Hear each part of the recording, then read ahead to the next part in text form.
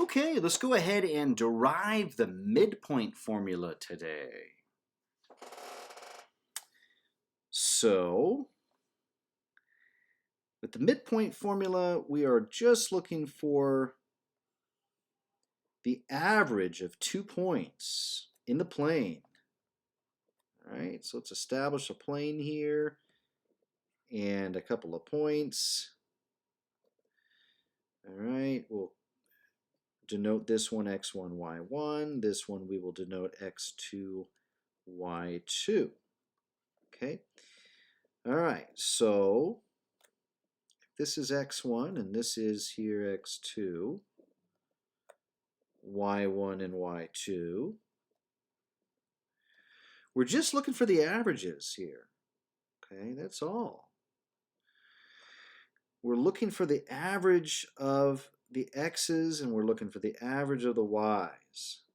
So how do we do that? Well, we want this to be congruent to this. We want this to be congruent to this. And so in such a way, we're going to get the midpoint so that this is congruent to this. So the midpoint of the points x1, y1 and x2, y2, okay, it's going to be given by, well, x1 plus x2 over 2,